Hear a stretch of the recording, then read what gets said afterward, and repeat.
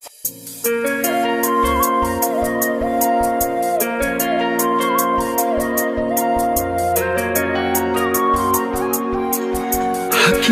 जान लो जुदा होने से पहले, हकीकत जान लो जुदा होने से पहले, मेरी भी सुन लो अपनी सुनाने से पहले, ये सोच लेना भूलने से पहले, बहुत रोई है ये आँखें मुस्कुराने से पहले, मुस्कुराने से पहले। Music by Ambe Recording Studio, Delhi.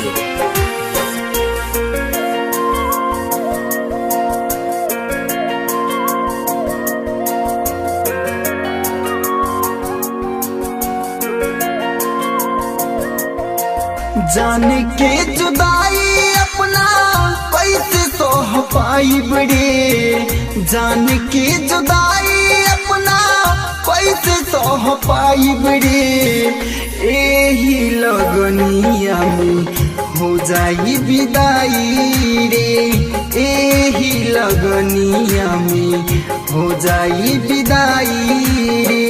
बसल बाड़ी दिल में हमरा कोई से भुलाई रे, बसल बाड़ी दिल में हमरा कोई से भुलाई रे, यही लगनिया में हो जाई विदाई रे, यही लगनिया में हो जाई विदाई रे।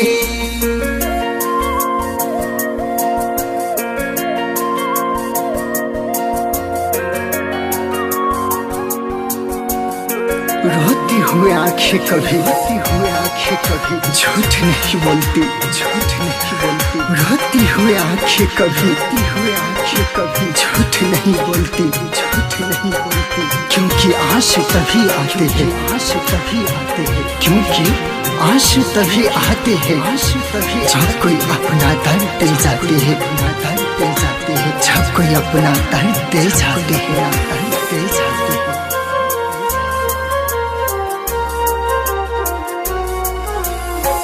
कोई रहे वादा जी अब मरब तोहरे साथ हो, चल जाई छोड़ के काले अब बरात हो।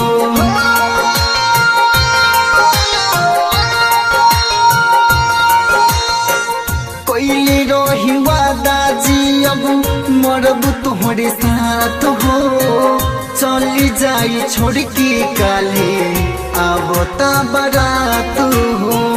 रोता बे दिल बा कैसे एक समझाई रे, रोता बे दिल बा कैसे एक समझाई रे, यही लगनिया में हो जाई विदाई रे, यही लगनिया में हो जाई विदाई रे।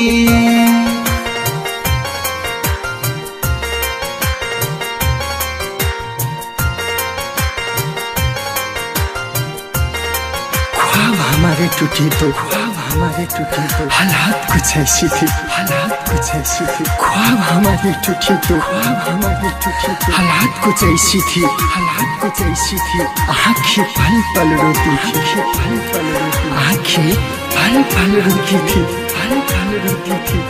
किस्मत हंसती रहती थी, किस्मत हंसती रहती थी।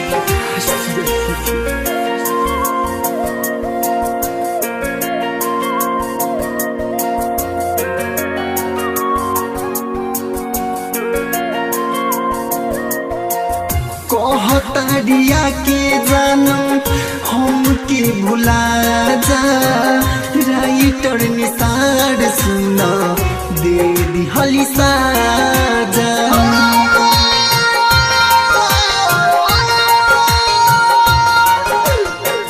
कहतरिया के जानम हमके भुला जा, राइटर निसार सुना दे दिहली साजा। अनजे आन जान ओकरा बिना मर जाई रे, अनजे आन जान ओकरा हर जाई रे। एही लगनिया में हो खता विदाई रे। एही लगनिया में हो खता विदाई रे। जाने के जुदाई अपना कैसे सह पाइब रे। जाने के जुदाई अपना कैसे सह पाइब रे। एही लगनिया में हो जाई विदाई रे। एही लगनिया में हो जाई विदाई रे। बसल बारी दिल में हमरा कैसे भुलाई रे। बसल बारी दिल में हमरा कैसे भुलाई रे। एही लगनिया में हो खता विदाई रे। एही लगनिया में हो खता विदाई रे। Ambe recording studio Delhi.